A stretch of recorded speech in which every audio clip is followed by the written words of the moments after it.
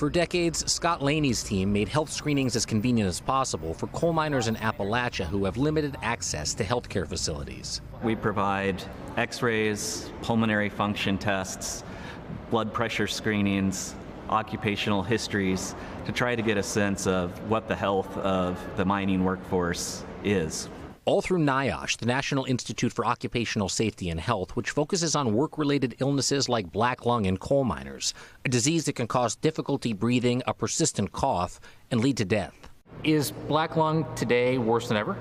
It's certainly worse than it's been in the last 30 or 40 years. In central Appalachia and among long-tenured coal miners, 1 in 5 miners who are working today, right now, have black lung.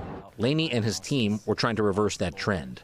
But a month ago, he and more than 800 other NIOSH employees were terminated as part of the Trump administration's DOGE cuts. And despite the administration signaling this week their jobs would be reinstated, a memo obtained by NBC News says that reinstatement will only be a temporary arrangement, even as the Trump administration looks to expand coal mining. My concern is these new people who are going to be going into the mines now have less protection than their grandfathers and their great-grandfathers as a result of this. These current and retired Appalachia-based coal miners all relied on the program. As someone who's still working underground, are you worried about what that means for your health?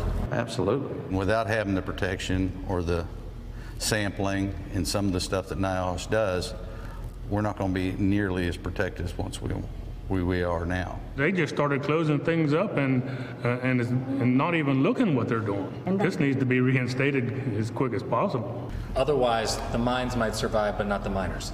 Right. Critical government health protections for coal miners, now anything but certain. Jacob Soboroff, NBC News, Morgantown, West Virginia. Thanks for watching. Stay updated about breaking news and top stories on the NBC News app or follow us on social media.